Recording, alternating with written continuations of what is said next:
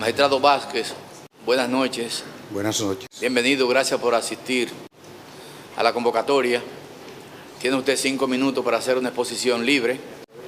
Terminado ese tiempo, entonces pasamos a las preguntas, que sugerimos que sean breves, pero sin limitar el desarrollo de sus ideas. Queda en uso de la palabra. Doctor Domingo Rafael Vázquez, actualmente juez primer sustituto de la presidencia de la Corte de la Cámara Civil y Comercial de la Corte de Apelación del Departamento Judicial de Santiago.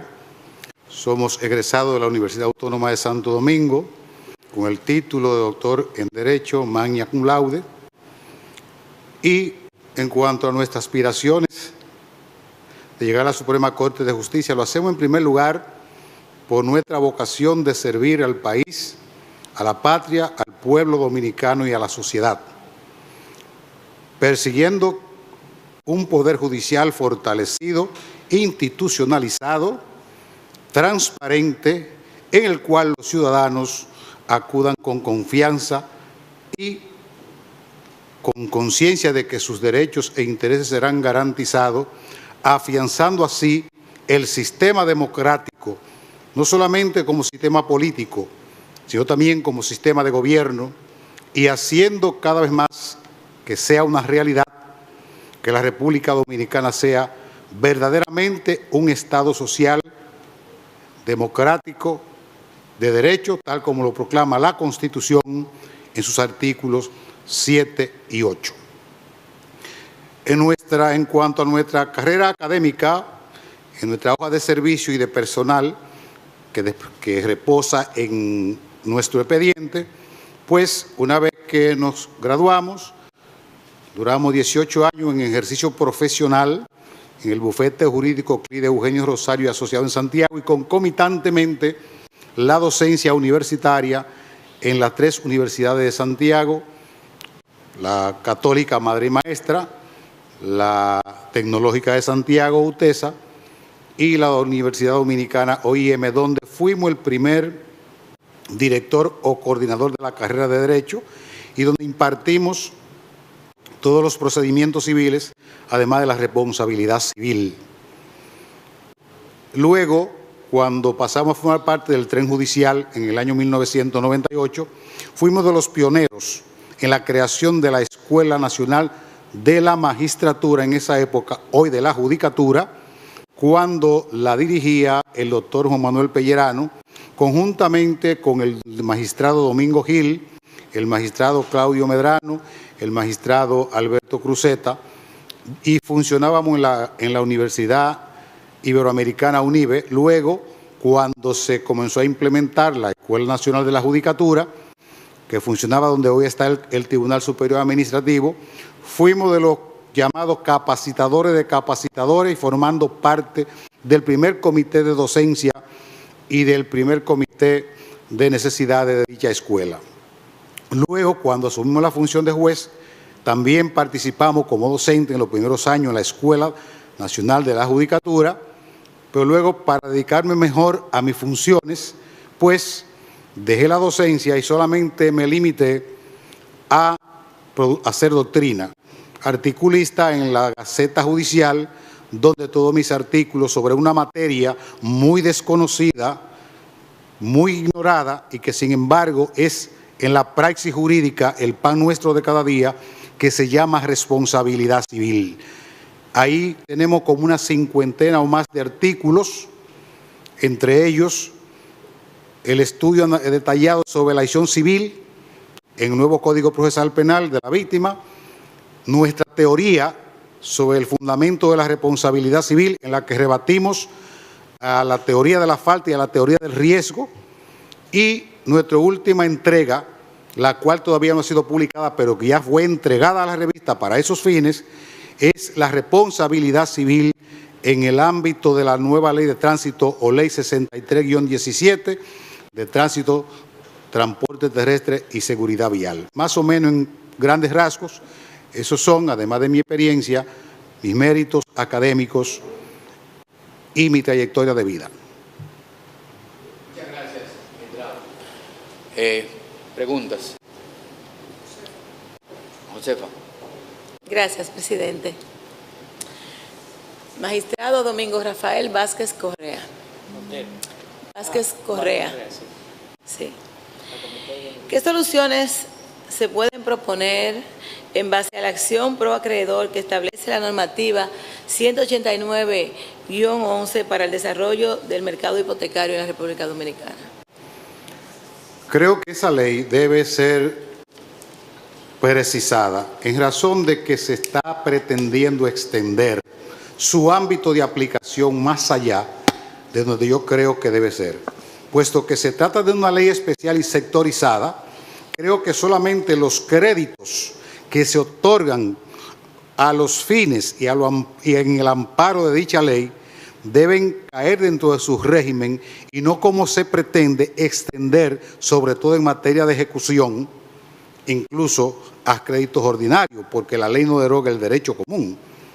Y por lo tanto creo que la ley, aun cuando la ley tiene fines que son loables, puesto que persigue sobre todo conjurar un problema social como la vivienda, más sin embargo no puede dar lugar a que se abuse y que la misma, muchas veces por cumplir su cometido, pueda revertirse contra sus fines y por tanto yo creo que debe ser revisada. Ese es mi criterio.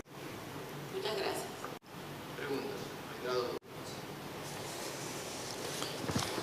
Saludos, magistrado. Gracias por venir. Magistrado, el Tribunal Constitucional, el año pasado, una sentencia, estableció la posibilidad de aperturar los recursos de casación cuando hayan montos envueltos por debajo de los 200 salarios. La Suprema era una de las salidas que tenía para disminuir el impacto de cantidad de recursos que llegaban allí. ¿Usted no podría comentar las consecuencias de esa decisión del Constitucional para la Suprema Corte de Justicia? Sí. Antes de que el Tribunal Constitucional se pronunciara al respecto, ese ha sido mi criterio, porque yo considero que para corregir los vicios de violación a la ley no puede haber parámetros económicos y deben crearse otros mecanismos para evitar eso. ¿Por qué? El gran problema de la justicia, y no solamente de la Suprema, es por un lado la falta de recursos, la falta de personal, la falta de apoyo y de la estructura necesaria para dar una respuesta adecuada al servicio de la justicia. Por eso yo creo que lo primero que hay que hacer en la Suprema para esos fines es, como alguien que me precedió ya hoy aquí, en este escenario, entre otras cosas, aumentar el número de jueces y sobre todo crear lo que yo llamaría la Cámara de Admisibilidad, en la cual, y los que conocen los repertorios jurisprudenciales antiguos se recuerdan de la famosa Chambre de Requête, que tenía por función en la Corte de Casación francesa revisar todos los recursos que ingresaban. Entonces, lo que consideraba que no debían ir a la Cámara correspondiente, ahí mismo lo resolvía, y yo creo que esa sería la solución idónea, porque yo creo que la violación a la ley no tiene precio, y tan violación a la ley es lo que implica un centavo como lo que implica 1 millón, y por tanto, antes de esa sentencia del Tribunal Constitucional, esa fue mi posición todo el tiempo. Bien, magistrado, presidente. Magistrado Rafael Vázquez, yo creo que todos los que viven en el país, sobre todo los abogados que han ejercido la población de Santiago, por los abogados que han ejercido la población de Santiago y todos sus alrededores, conocen de su inteligencia y conocen de sus profundos conocimientos, sobre todo en el área civil.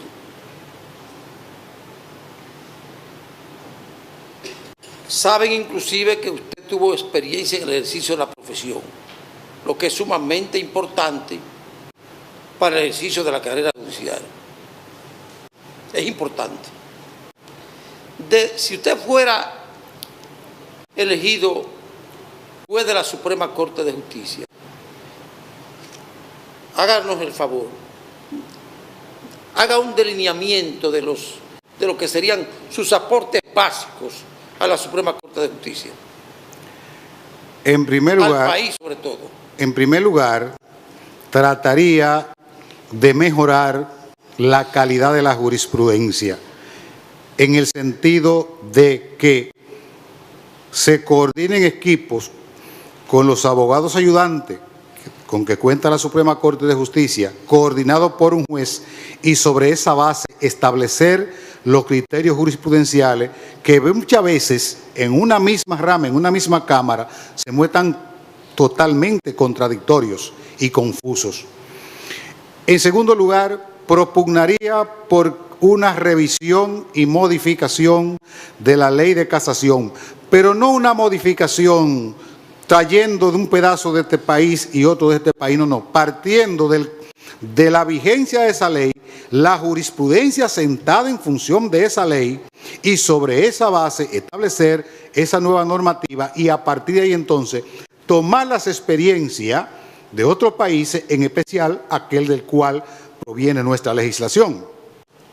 También me preocuparía en el asunto de establecer los mecanismos que establezcan la ejecución o no de una sentencia recurrida en casación, porque considero que muchas veces el principio de prudencia impondría que el recurso sea suspensivo de pleno derecho, en otro que sea ordenada,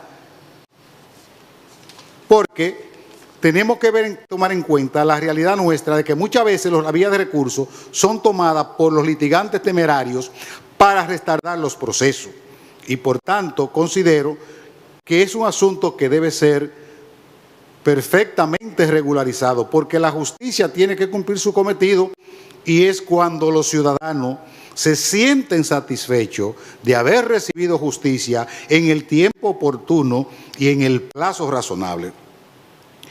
Creo que a partir de una reforma de la ley de casación se puede realizar una serie de cosas, pero para eso hay que contar con el apoyo suficiente del Estado en cuanto a que la Corte de Casación cumpla su rol, porque a veces cuánto se coge un recurso en la Suprema Corte de Justicia y no es porque no se trabaje, es que más allá de las posibilidades se agota la capacidad de trabajo. Excúseme, presidente. Sí, cómo no, presidente. Excúseme, presidente. ¿No le parecería a usted, señor magistrado, que se da una sentencia de la Suprema Corte de Justicia, pero se cae en letra muerta porque no se ejecuta? ¿Pudieran reforzarse los mecanismos de garantía de ejecución de las decisiones que adquieren autoridades consagradas? Entiendo que sí, porque sería algo frustratorio que el ciudadano que va ante la justicia buscando amparar sus derechos y que al final de la jornada no pueda hacerlo, porque una sentencia no es para ponerla en un cuadro en la sala, es para generar derechos, es para proteger intereses, porque es así como la justicia mantiene el equilibrio y el orden social tan necesario para el desarrollo tanto político como económico de una sociedad. Y entiendo que deben establecer todos los mecanismos necesarios para que la sentencia, la decisión de los tribunales reciban la ejecución real y verdadera. Muchas gracias. Muchas gracias, presidente. Yo soy un miembro joven de este Consejo y por tanto me dedico a solicitar algunas preguntas de ciudadanos que nos siguen. Sé que esto ha generado algunas controversias, pero entiendo que nosotros representamos ciudadanos y por tanto voy a hacer una pregunta que también me parece interesante, porque es un debate entre tesis sobre el tema que ha generado en muchas oportunidades algunas incompetencias, declaraciones de incompetencia y demás. Y leo, en materia de accidentes de tránsito, ¿es cosa inanimada o hecho personal? El magistrado presidente de la Suprema Corte de Justicia conoce mis preocupaciones y una de las cuestiones que nos tiene a los tribunales civiles, que hemos desbordado nuestra capacidad, es que nosotros estamos conociendo todo lo que se llama responsabilidad civil por accidente de tránsito. porque lamentablemente, la razón no la sé, los tribunales penales no están dando pie con bola, como dice el pueblo. Entonces, ¿qué ocurre? Generalmente, en toda hipótesis de responsabilidad civil, o en cada caso, pueden coexistir, y de hecho coexisten varias hipótesis, pero como la responsabilidad civil por principio es alternativa y no acumulativa, la víctima optará por la opción que mejor favorezca sus intereses. Y en materia de accidentes de tránsito, para mí el accidente de tránsito es el caso o el ejemplo más tipificante de la guarda, porque se puede invocar el daño causado por o con la cosa. Ahora, eso no descarta que tampoco no comprometa la acción en responsabilidad civil por el hecho personal. Si la acción en responsabilidad civil se basa en el guardián de la cosa inanimada, se trata de un cuasi delito civil, donde la noción de falta, ni siquiera civil, está presente, y mucho más la idea de falta penal, y por tanto la competencia es completamente y absoluta del tribunal civil, hasta el punto de que no se aplica la máxima de que lo criminal mantiene lo civil en estado. Ahora, también puede accionar ante el tribunal civil fundado en la falta personal, artículo 1382 o 1383 del Código Civil, pero en este caso, si la acción penal está puesta en movimiento, puede verse imponer la aplicación de la máxima de que lo penal mantiene a lo civil en estado, salvo también ejercer su acción fundada en el hecho personal y en la falta ante el tribunal penal accesoriamente a la acción pública. O sea que en este caso no solamente existe la opción entre varias hipótesis de responsabilidad civil, sino la famosa opción de competencia que ocurre en materia de responsabilidad civil cuando el hecho que constituye el delito civil es a la vez una infracción a la ley penal, sobre todo en materia de tránsito de vehículos de motor. Magistrado, muchas gracias por su comparecencia. Gracias también por acudir a la cita y que tenga mucha suerte. Gracias al honorable consejo que usted preside. El siguiente, por favor.